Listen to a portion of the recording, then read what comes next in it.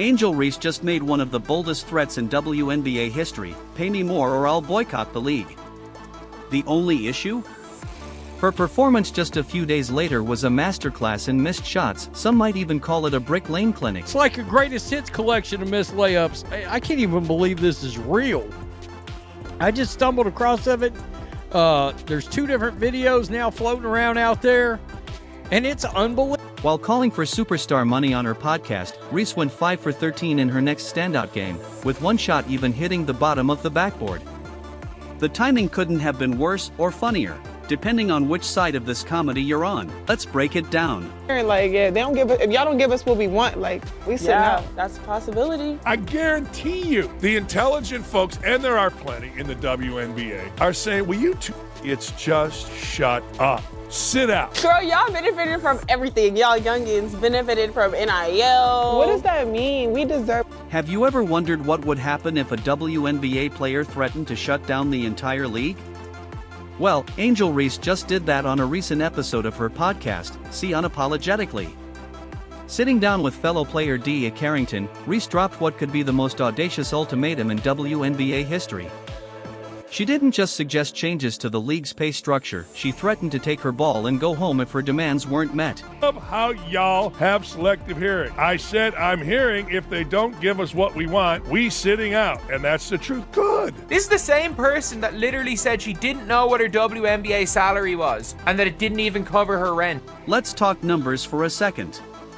Reese's rookie contract pays her around $73,000 in her first year, part of a 4-year deal worth about $325,000 in total. That's the standard rookie scale. But according to Angel herself, this salary doesn't even cover her basic expenses. In a TikTok rant, she bluntly stated, "The WNBA don't pay my bills at all. I don't even think it pays one of my bills, literally." Yeah, no, the WNBA don't pay my bills at all.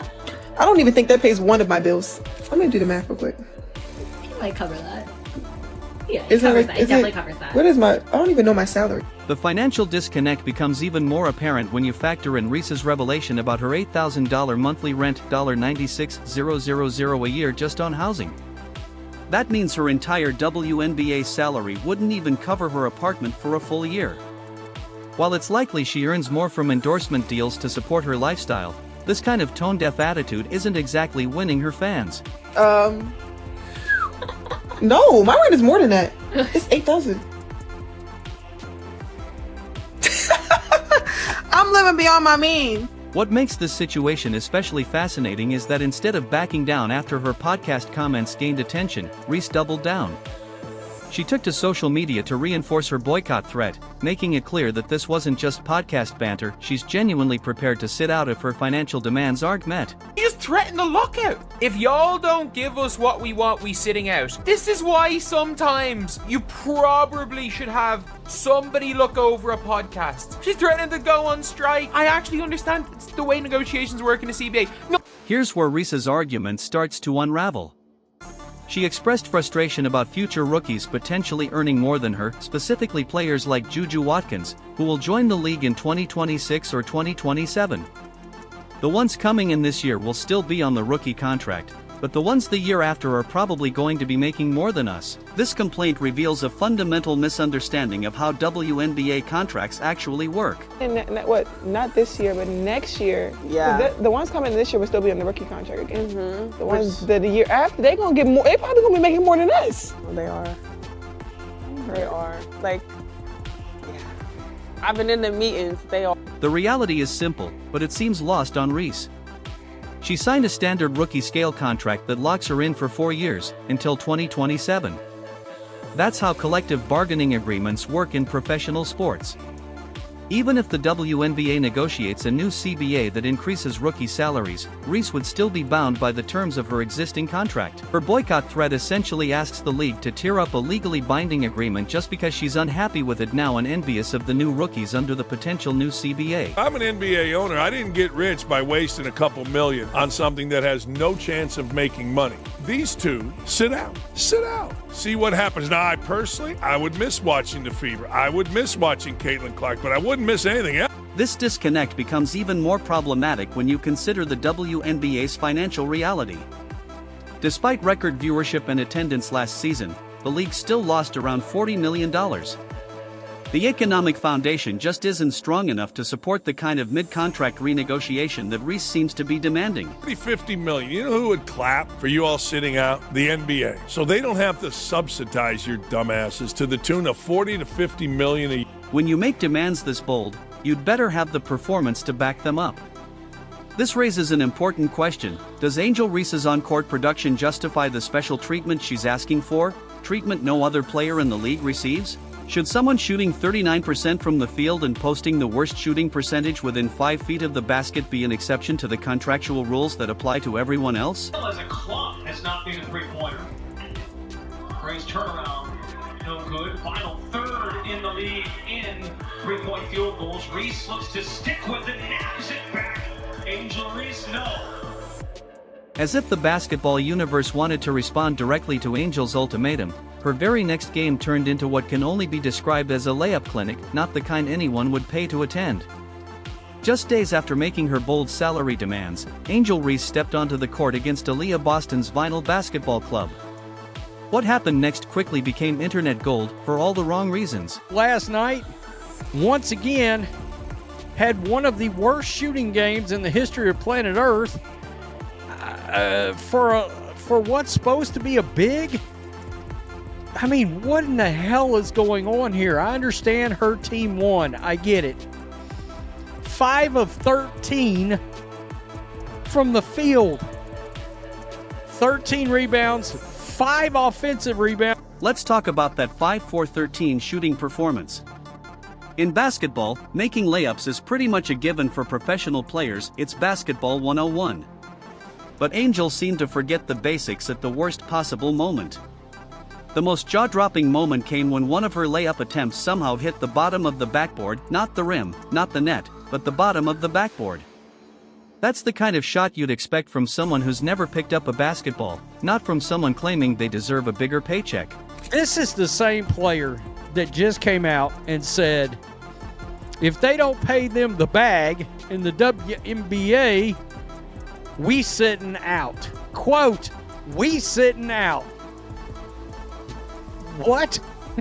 I mean, after seeing her miss routine layups over and over and over again, I'm like, how the hell can this person possibly be demanding more money from anyone? The sequence was almost painful to watch. Multiple attempts right under the basket point-blank range, the kind of shots players have been practicing since elementary school, and somehow, they weren't falling. Not just missing, but missing in spectacular fashion. One shot after another clanked off the rim or missed entirely, while defenders, who could hardly believe their luck, grabbed the rebound. The Sykes lost it up. Reese on the cleanup. Power dribble to separate. The internet predictably had a field day as clips of these missed layups went viral.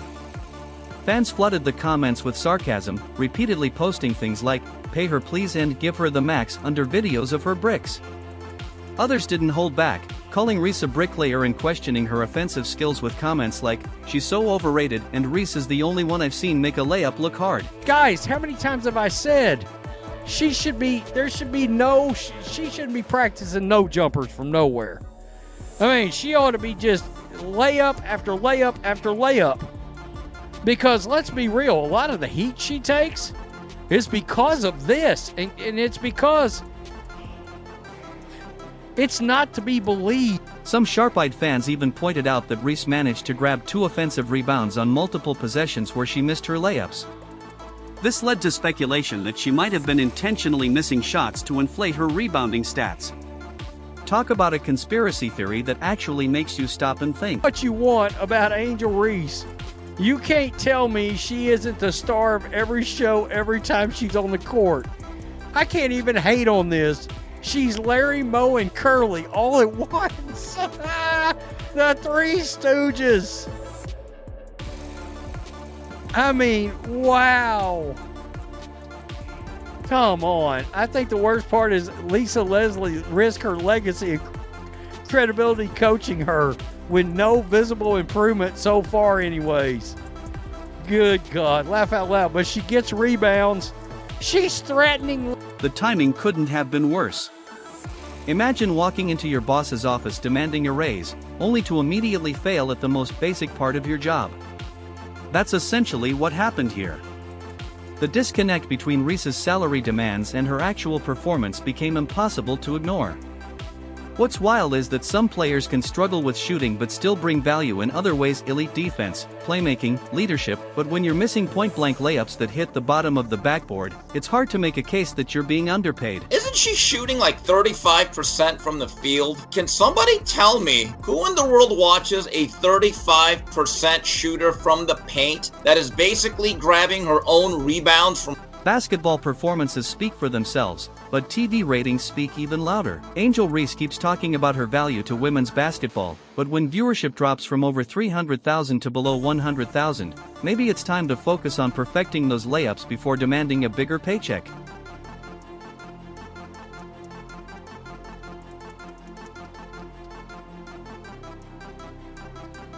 Let's address the elephant in the room. Angel Reese has positioned herself as a cornerstone of women's basketball's rising popularity. She's branded herself as must-see TV and a driving force behind the WNBA's recent surge in interest. The image she's built through social media and press appearances suggests she believes fans are tuning in specifically to watch her play. The reason why we watching women's basketball is not just because of one person, it's because of me too, and I want y'all to realize that. But what happens when we measure star power not by Instagram followers or podcast downloads, but by actual viewership numbers? The Unrivaled League, where Reese currently plays, tells a story that contradicts her self-assessment. From a promising debut, interest has steadily plummeted to record lows, under 100,000 viewers. That's not just a slight dip, it's a free fall, suggesting that fans aren't rushing to their screens when Angel plays. Her attention, her notoriety is based off Caitlin Clark. Because she wins the national title, first thing she does, she mocks Caitlin Clark.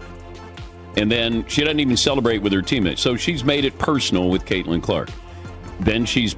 The reality check gets even harsher when you realize an unrivaled game featuring Reese couldn't even outperform a college basketball matchup between UCLA and Nebraska on the Big Ten Network. When your professional league game draws fewer viewers than a college contest, it raises serious questions about your supposed star power. It's unrivaled. It is also unwatched. Look, let's be honest, we can sugarcoat it all you want, but if you don't have Caitlin Clark playing women's basketball, or if you're not the NCAA tournament playing women's basketball, you got nothing. Zero zip. This viewership gap extends beyond the Unrivaled League. WNBA attendance figures tell a similarly revealing story. Games featuring Caitlin Clark consistently draw larger crowds than those headlined by Reese. Empty seats speak just as loudly as Nielsen ratings, and both are saying the same thing about who's truly moving the needle in women's basketball. Actually, if you really want to go into business, you need to pay some money back. You made absolutely nothing. You haven't really enhanced the league. Caitlin Clark has. We have to be completely honest about this, whether we like it or not. 90% of this revived or renewed interest is really based around one singular player. While Reese fixates on contract negotiations and salary demands, Clark takes a remarkably different approach to her status in the league. Rather than positioning herself as the sole reason for the WNBA's growth, Clark expresses genuine appreciation for the league's current trajectory. I think where the WNBA is right now is pretty incredible. I think a lot of people, or most people, would not believe it's in the place that it is right now. I'm not huge on comparing the WNBA to the NBA. I don't really think that's fair.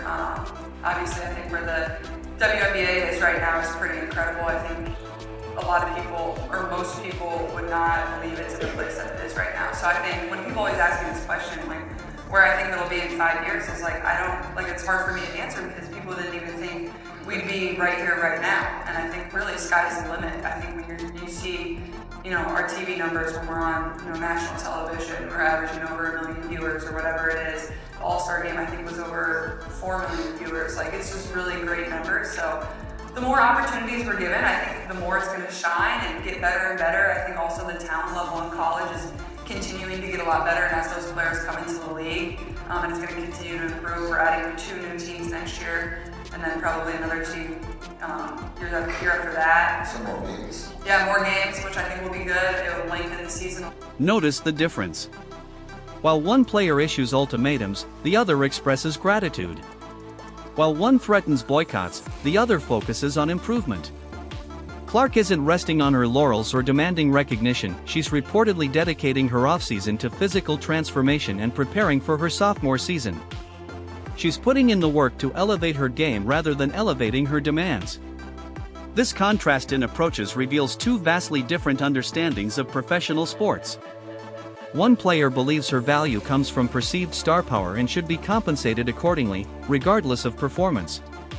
The other understands that true value emerges from continuous improvement, consistent results, and genuine contributions to team success. I was funding this league, I'd say, all right, hold on. You got a golden goose. We all got one in Caitlin Clark. These people that are criticizing Caitlin Clark, these people that are hitting Caitlin Clark, these people that are talking as if they are as important as Caitlin Clark are hurting our opportunity. They're hurting the... When we ask who is truly driving the newfound popularity of women's basketball, ticket sales and viewership numbers provide a clear answer.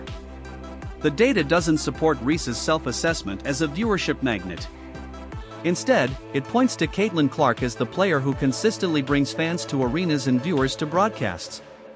The numbers don't just suggest a trend, they scream a conclusion. Caitlin Clark, not Angel Reese, is the primary catalyst behind women's basketball's current surge in popularity.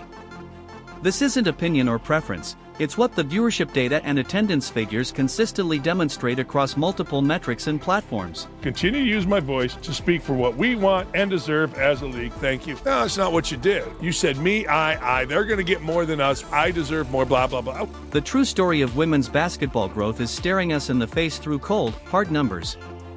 While one player loudly demands more money with ultimatums, another quietly draws record crowds and viewership. As one analyst bluntly put it, if I'm an NBA owner, I'd miss watching the Fever, I'd miss watching Caitlin Clark, but I wouldn't miss anything else. This sentiment captures the reality. Clark's impact towers over competitors who claim equal importance to the league's success. The path forward for women's basketball isn't paved with podcast threats or social media demands, it's built through authenticity and skill that actually fills arenas. The contrast is striking: humility versus entitlement, substance versus spectacle. The numbers don't lie, and they reveal exactly who's driving this new era of women's basketball. Fans recognize genuine value, and they're voting with their viewership and ticket purchases.